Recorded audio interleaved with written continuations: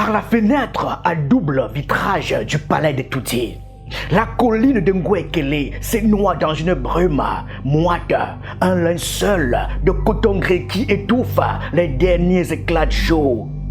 Dans le silence du cabinet civil, Oswald Baboke regarde ses mains. Ce sont des mains habituées à deux textures que tout oppose, deux univers antagonistes qui s'enlacent et se déchirent. La police du papier vela, des décrets présidentiels et le cuir usé de la Bible qu'il feuillette chaque dimanche à la chaire de la chapelle de la gloire de Christ. Pourtant, en ce mois de juin 2026, une tension invisible a glacé l'atmosphère de Yaoundé. La rumeur n'est plus un simple murmure de couloir, ni l'un de ces secrets de boudoir qui s'éteignent à l'aube. Elle s'est muée en une ombre portée, mi-rumeur, mi-procès verbal, sous les néons crus du tribunal criminel spécial au TCS. L'impensable a effleuré le mystère sacré de la liturgie du pouvoir. Selon certaines sources, dont Jeune Afrique, l'homme de confiance aurait franchi le seuil austère du TCS le vendredi 26 juin, puis être auditionné. Les portes de la juridiction se seraient rouvertes sur lui les 30 juin et 1er juillet. Sous l'autorité lointaine et souveraine du vieux Léon-Paul Biya, la machine judiciaire semblait s'ébranler, emportant le pasteur ministre dans un tourbillon de poussière, pourpre où se mêlent l'effroi des faux décrets et l'éclat maudit, souillé de l'or de l'Est Cameroun. C'est l'histoire d'un homme de foi pris au piège des structures d'un pouvoir gérontocratique. Une tragédie camerounaise au parfum de fin de règne où les ambitions se lisent en filigrane entre les lignes des textes sacrés, des parchemins maudits et des plaidoyers conjugaux enflammés.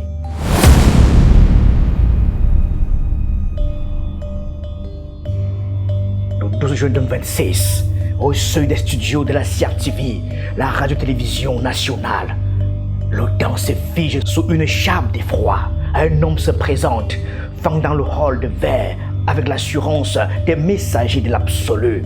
Dans sa main, une simple enveloppe, à l'intérieur deux feuilles de papier qui contiennent assez de dynamite pour souffler la République. L'entête officielle, le tampon de la présidence, la signature sacrée du chef de l'État.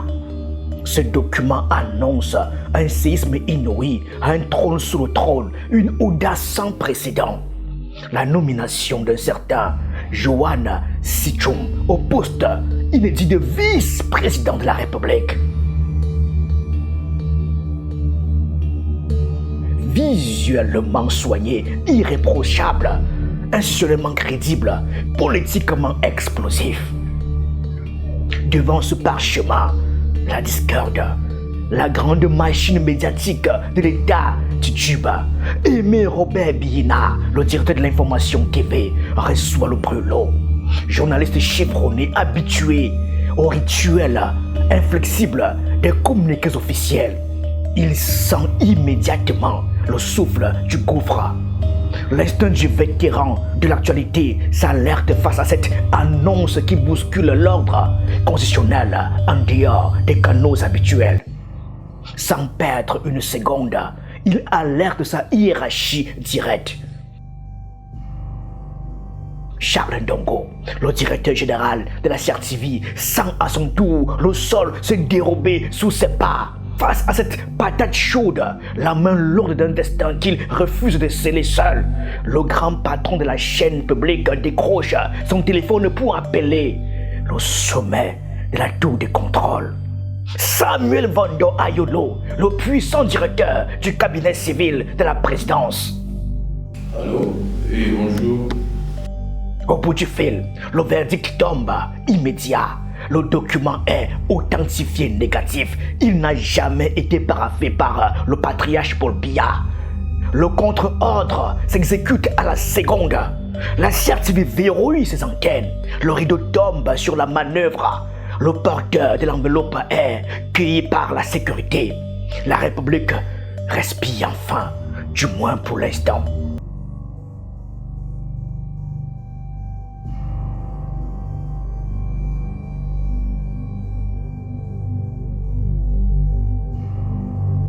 Pourtant, c'est à cet instant précis que le vernis officiel se craquelle et que le mystère s'épaissit, faisant trembler les fondations même du palais. Dans le secret des premières auditions, une source proche des investigations lâche quelques mots qui vont transpercer la version commode du fou solitaire et faire vibrer les murs de tout dit. Le document, quand vous le voyez, il est vrai. Ah bon? Avec tous les sauts. Je vous donne un seul indice. Oui. Je vous donne un seul indice. Oui. Le numéro d'ordre. Décret numéro 203. C'est 203? Celui qui nomme le vice-président. Le premier document. Oui, celui qui nomme le vice-président. C'est 203. Tout à fait. Le dernier document apparent que le président lui m'avait signé, c'était le 202. Je parle sur le contrôle de ceux qui nous regardent, ils peuvent regarder la numérotation de ce document. Alors, quelqu'un qui est au quartier, je reste seulement sur le numéro On avait même les scellés authentiques. Celui qui est au quartier, vous pensez qu'il intègre dans son esprit que le dernier décret de cette envergure du président de la République avait le numéro 202 pour qu'il mette le numéro 203 à la suite? Le vertige saisit les initiés. Le faux alors n'est plus le mensonge maladroit d'un faussaire de ruelle ou le bricolage d'un usurpateur de quartier. Il devient ici une vérité alternative, une intrusion née de la matrice même du pouvoir, une ursade informatique ou administrative exécutée au cœur du sein des saints. La question centrale se déplace à une vitesse grand V. Il ne s'agit plus de savoir quel illuminé a présenté ce document à la télévision nationale, mais qui, dans la pénombre des bureaux de la présidence, l'a fabriqué, avec quel outil secret, dans quelle arrière-boutique de la gérontocratie et, surtout, avec quel nom à l'origine. Car dans l'ombre lourde et les confidences des nuits froides de Yaoundé, un soupçon effroyable commence à ramper en silence. Avant le nom de Joanne Sitchoum sur ce parchemin à la signature, si authentiquement vrai, il y aurait eu un autre nom, un nom de confiance, un nom gravé au cœur du dispositif présidentiel, un favori que l'on veut peut-être, je dis peut-être liquider politiquement et qui, depuis lors, entre rumeurs et réalité, est convoqué à la barre du tribunal criminel spécial, celui d'Ostwald Babochet.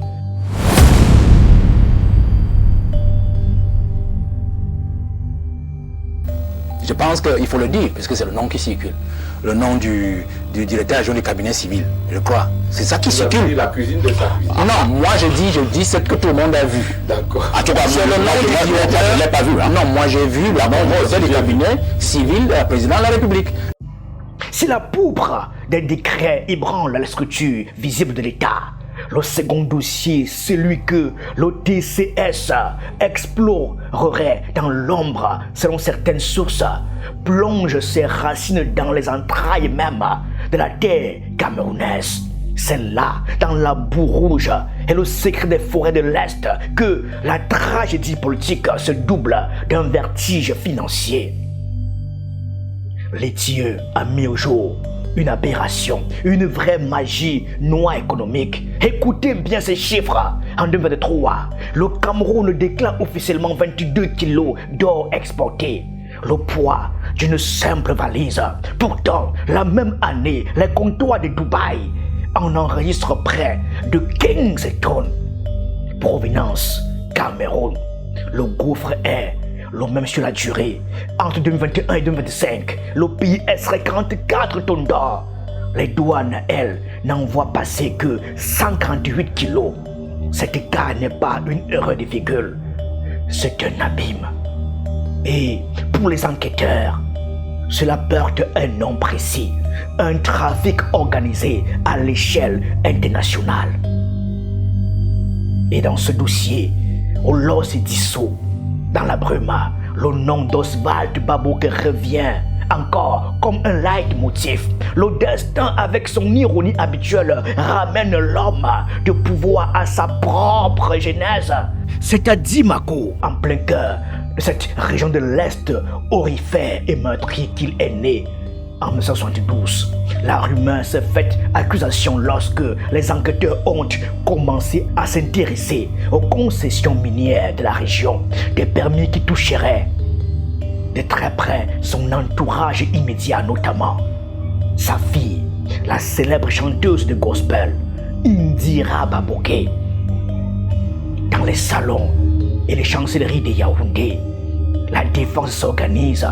Les proches du directeur adjoint du cabinet civil dénoncent une cabale, une mise en cause injustifiée visant à abattre l'homme de l'Est à l'aube des grandes manœuvres de transition. Moi, je pense que voilà un mec qui a été sacrifié. Voilà. Exactement sacrifié. Mais au TCS, la stratégie du contre-feu est lancée. Une source proche du dossier confie d'ailleurs à Jeune Afrique. Je cite, « Il n'est pas le seul convoqué. D'autres personnalités, y compris des proches de la famille présidentielle, seront entendus. » Dans la grammaire subtile du régime de Paul Biya, cette précision est un message à double fond. Elle est à la fois une bouée de sauvetage jetée pour relativiser la faute individuelle de Baboké et un avertissement à peine voilé envoyé aux clans rivaux qui se croyaient intouchables. Si le pasteur doit tomber, il ne tombera pas seul. La traque de l'or de l'Est pourrait bien emporter dans son sillage d'autres princes du sang et d'autres ducs du palais. Le sol continue de vibrer et l'or maudit de l'Est est en train de devenir le carburant d'un grand incendie politique. C'est une cabane noire qui a été orchestrée par des cabinets financés dans l'ombre pour salir l'image des personnalités à la présidence de la République. Qui est visé ici? C'est M. Oswald Baboké, qui est le directeur adjoint du cabinet civil à la présidence de la République. Pourquoi? Parce que sa tête est mise à prix. Oswald Baboké n'est pas le fils de cette dynastie altière qui se partage le Cameroun depuis l'indépendance. Il est le produit d'un miracle géographique, d'une prédestination de la terre. Né à Dimako, il a grandi à la lisière des forêts de l'Est, là où les hommes apprennent la patience des arbres et le silence des mines. Mais à tout dit, Dimako n'est pas un simple point sur la carte. Dimako, c'est un sanctuaire généalogique, une crypte sacrée. C'est la terre natale de la première dame Chantal Biya, dans la cartographie mystique du pouvoir. Ce hasard est un passe-droit absolu, un baptême qui surpasse les décrets et fait plier les destins. Sorte de lyrique, cette pépinière de princes qui a aussi vu éclore Ferdinand Ngongo. Baboké pénètre la ruche présidentielle en l'an 2000. Il y entre sur la pointe des pieds, humble serviteur au protocole d'État. C'est le début d'une ascension de moines bénédictins sous les lambris dorés. Attaché au cabinet civil en 2006, conseiller technique en 2010, jusqu'à la consécration du 2 mars 2018, où il devient directeur adjoint avec rang de ministre. 25 ans de murmures, 25 ans de secrets scellés, sans un seul scandale, sans une seule ride sur le masque. Dans un régime anthropophage où les carrières brûlent comme de l'amadou, cette longévité de marbre n'est plus du talent, c'est du génie courtisan, dit-on. Car Baboké est devenu l'œil, l'oreille et la main gauche de la reine. Il est celui qui gère, selon la pudeur hiératique de Jeune Afrique, les affaires privées de la première dame. Il veille sur les coffres de la fondation Chantal Biya. Il orchestre la liturgie des cérémonies officielles et, en grand prêtre de la dévotion matrimoniale, il publie en 2018 Un somptueux diptyque consacré à Paul Biya, présenté comme un hommage au couple présidentiel et vendu à prix d'or. A Etoudi, l'allégeance ne se discute pas, elle se magnifie. Parce qu'on a vu en lui quelqu'un que depuis qu'il est au cabinet civil, vu son efficacité, vu ses résultats, son accompagnement au président de la République, son travail au sein du cabinet civil, sa communication effective au sein du cabinet civil, gêne certains réseaux claniques. Moi, je les appelle les réseaux claniques. On ne peut pas exclure cette hypothèse. C'est des réseaux claniques qui ont monté donc cette cabale contre M. Oswald Baboké. C'est ici que se déploie l'oxymore absolu de sa vie, le grand écart de son âme. Le dimanche, l'homme des secrets d'Etoudi se transmute en prophète tonitruant sous les voûtes de la chapelle de la gloire de Christ, sa méga church de Vorada. Il fustige les vices du siècle, fait trembler les fidèles et guérit les corps à grand renfort d'Alléluia.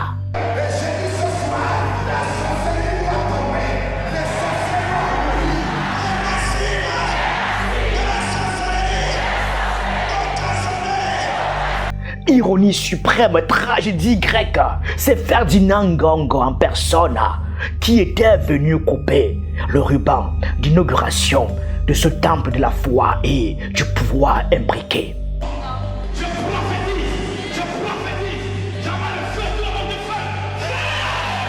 Mais au Cameroun, l'encens des hôtels n'étouffe jamais l'odeur du pétrole et du sang. En 2022, le pasteur descend dans la fosse au lion des hydrocarbures en fondant via son épouse la société Josidalo Petroleum SA. L'ambition se fait foncière lorsqu'en 2024, un arrêté attribue à cette société plus de 2000 mètres carrés de terrain contestés à Batalongak aux grandes dames d'une famille qui revendique des droits remontant aux années 1950. La clameur publique sera si violente que l'arrêté finira par être suspendu dans l'attente d'une clarification du statut juridique du terrain. Quand on dit que c'est Baboké, c'est-à-dire que les gens de la pensée, de la pègre, c'est qu'il faut, comme lui aussi doit avoir peut-être les ambitions là, et que moi, est-ce que le maître Claude Atsila vient de dire, c'est fondamental. En fait, il fait la phénoménologie de l'esprit du commanditaire.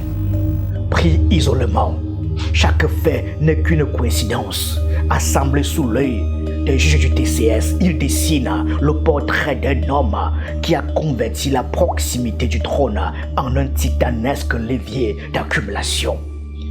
C'est cette double nature entre la Bible et le brut, entre le somme et le lingot, entre la chair et le palais, qui rend son accusation si fascinante et sa vulnérabilité si vertigineuse. Aujourd'hui, face au froid limier du TCS, tel que le rapporte Jeune Afrique, le bouclier d'or de la pourpre royale ne semblerait plus protéger l'un de ses plus fidèles serviteurs.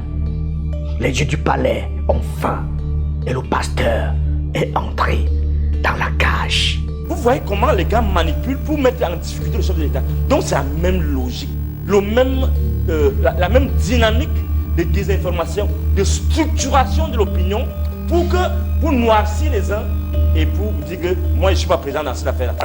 Si la première dame demeure son ancre céleste sous les lambris du palais, Oswald Baboké s'est forgé sur terre une autre alliance aussi spectaculaire que stratégique. Une fraternité de béton avec l'idole absolue de tout un peuple. Samuel Eto'o-Fils, le volcanique président de la Fédération camerounaise de football, la FECAFOOT. Cette relation n'a rien d'une amourette de salon VIP ou d'un simple apparat pour photographe de gala. C'est un pacte de sang politique. C'est une architecture de soutien mutuel gravée dans la latérite. Lorsque l'ancien Goliador traverse les tempêtes déchaînées de sa gouvernance à la tête du football national, harcelé par la tutelle ministériels et les tacles à retardement des couloirs gouvernementaux. Il trouve invariablement en Baboké une oreille attentive et surtout un canal ultra discret vers les fameuses hautes instructions présidentielles. Les hommages mutuels, mis en scène avec une théâtralité consommée, se lèvent comme des remparts publics.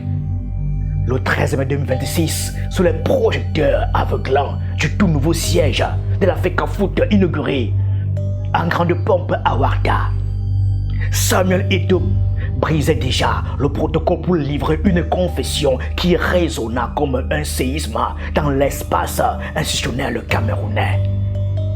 On écoute. Hors considération, juste le grand frère qu'il est, je sais qu'il ne sera pas content. Mais grand frère, je vais le faire aujourd'hui. Parce que les yeux du monde sont braqués ici. Il faut qu'on sache que j'ai retrouvé il y a plusieurs années, avant qu'il ne devienne politicien, le grand frère que j'ai perdu, que je n'ai pas connu, que ma maman nous a donné. Mon grand frère Oswald Baboké, je voudrais te dire merci. Tu es un bon grand frère. Tu es juste. Tu es de bons conseils. Merci de dire par le mot juste. Merci, grand frère. 3 fois le mot merci, 2 fois le mot grand frère. Ce n'est plus un discours d'inauguration. C'est une profession de foi, une inféodation affective devant les ambassadeurs, les ministres et les caméras du continent, les caméras du monde entier. Un renvoi d'ascenseur pour le digne émissaire qui, en avril 2024, avait été désigné par le président Paul Biya pour le représenter personnellement aux obsèques de son père. Mais en ce mois de juin 2026, alors que le sol se dérobe sous les pas du ministre Pasteur, l'Alliance a franchi le Rubicon de l'urgence. Le jeudi 25 juin 2026, à la veille de la toute première audition d'Oswald Baboké devant les limiers du tribunal criminel spécial, ou TCS, une échéance déjà mise en perspective par la presse internationale, notamment en Jeune Afrique, Samuel Eto'o est sorti du bois par un message incandescent publié sur ses plateformes officielles, illustré d'une photo de 2 hommes, épaule contre épaule. L'ancienne gloire du FC Barcelone a jeté tout son poids médiatique dans l'arène, brisant l'ormeta du palais. Les mots suinga comme des uppercuts, visant sans les nommer les architectes du complot. Après l'or et le décret, même dans le mensonge et le faux, ils excellent surtout dans la médiocrité. Ils salissent tout ce qui touche, y compris leur propre manipulation. Love you, Big Brother. L'estocade est totale, en juxtaposant explicitement l'or et le décret. Eto'o évente le secret des 2 dossiers d'instruction avant même que les magistrats n'aient ouvert leur fardier. Ce hashtag en lettres capitales, flanqué d'un cœur rouge sang, n'est plus une formule de courtoisie. C'est un bouclier de popularité dressé face à la guillotine judiciaire. Pour les adversaires du système, cette alliance unissant le prestige planétaire du Petit à la puissance logistique du cabinet civil est une forteresse. Mais au Cameroun, les forteresses sont faites pour être assiégées par le haut. Car derrière l'or de l'Est et l'éclat du football se joue la guerre ultime, celle de la succession. Aujourd'hui, la gouvernance du Cameroun et même le Cameroun avance au rythme du président. Et ça, on ne peut pas en vouloir au président de la République, c'est quelque chose de normal. En philosophie, on vous dit que l'enfant est le père de l'homme. Ça veut dire que quand on a l'âge du président de la République, il y a des choses qu'on ne fait pas volontairement. Donc vous comprenez aujourd'hui qu'on doit revenir à un système parlementaire où le Premier ministre est le véritable chef du gouvernement, qui est le véritable chef des ministres et qui impulse véritablement l'action du gouvernement. Parce que si le Premier ministre était le véritable chef du gouvernement, on ne s'intéresserait même pas au président de la République. depuis la promulgation de la loi constitutionnelle du 14 avril 2026 qui a instauré ce poste inédit de vice-président nommé directement par le chef de l'État. Et tout y est devenu un théâtre d'ombre. Dans ce conflit de tranchées, Baboké serait l'arme maîtresse du clan de la première dame. Selon les indiscrétions du lanceur d'alerte Boris Bertol, corroborées par les analyses de Jeune Afrique, Chantal Biya aurait arrêté son choix.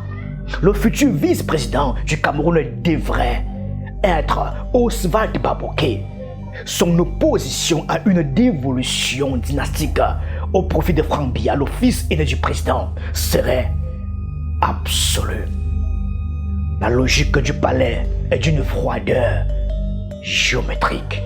Un vice-président Baboké serait malléable, loyal, dénué de légitimité dynastique propre. Un régent parfait qui ne menacerait en rien la stratégie à long terme de la première dame. Désireuse de préserver l'avenir de ses propres fils, Frank et Patriots. Face à eux, le clan adverse s'organise. Selon Jeune Afrique, Frank Biya avance soutenu par Samuel Vando Ayolo et le patriarche Robin Kili. Au centre de cet échiquier de fin de règne, Paul Biya, âgé de 93 ans et dont l'état de santé est chancelant, a forcé le gouvernement à un démenti officiel le 18 juin dernier. Arbitre seul, impénétrable depuis sa chute feutrée de Genève. On n'a pas besoin de midi à 14h pour comprendre qu'en fait, c'est une atmosphère de fin de règne. Et dans l'atmosphère de fin de règne, on ajoute encore le désordre. Le grand désordre que le chef lui-même organise et entretient depuis le début de son dernier septennat 2018-2025. C'est précisément ici que le piège judiciaire du TCS se referme, car, dit-on, pour éliminer Oswald Baboké de la course à la vice-présidence, ses rivaux n'ont pas eu besoin de lever la main sur lui. Il a suffi de jeter son nom dans la boue d'un décret sacrilège aidant le gouffre de l'or de Dubaï. C'est là consommé de l'assassinat politique à la camerounaise. Une exécution par contamination paraphale et minière qui ne laisse aucun cadavre sur le carreau. Seulement une réputation souillée, un favori cloué au pilori du TCS et un trône de rechange qui attend, plus que jamais, son futur maître. Quand vous avez l'âge du président de la République, j'ai envie de vous dire que dans votre maison, vous êtes au courant de ce qu'on voudrait que vous soyez au courant. Et le président est dans cette situation aujourd'hui. Peut-être il a tenté plusieurs fois de faire des remaniements normaux et chaque fois, peut-être ce n'est même pas sorti des tout dit. Et il décide donc peut-être de créer l'embouteillage en allant où il est parti et utiliser un canal qui n'est pas normal pour faire passer son remaniement ministériel. Mais sauf que là également on se rend compte que tous les clans contrôlent les appareils de l'État. Et là on commence à se poser les questions. Est-ce que dans la première hypothèse, le président de la République ne sera pas obligé lui-même de venir lire son remaniement ministériel? Au terme de ce voyage, une question demeure. Dans l'affaire des faux décrets et de l'ordre de l'Est, Oswald Baboké est-il l'acteur principal? Est-il la cible désignée ou le fusible sacrifié d'une guerre qui le dépasse? Le voir un acteur principal exige une audace que l'homme de l'ombre n'a pas. Le voir en cible, en revanche, fait sens. À l'aube de la transition, compromettre son nom revient à l'éliminer définitivement de la course à la vice-présidence. Selon Jeune Afrique, des dossiers ont été ouverts au TCS, mais la grammaire du régime garde ses mystères. Baboké, il n'est pas inculpé, il conserve ses bureaux et la vice-présidence reste vide. Si sa convocation est réelle, Paul Biya a envoyé un signal sismique. Ce n'est plus une joute sur les réseaux sociaux, c'est l'officialisation de la guerre des clans. Le Cameroun attend toujours son premier vice-président. Du haut de ses 93 ans, Paul Biya demeure lointain. Dans ce vide organisé, chaque décret, viral ou faux, est une déclaration de guerre. Quelque part, dans le coffre du TCS se dessine peut-être une énigme bien plus grande. Quand le roi se tait, qui gouverne réellement? Le sphinx d'étoudie regarde ces créatures s'entre-déchirer, rappelant au monde entier que dans l'arène camerounaise, nul n'est sacré, hormis le trône. Merci.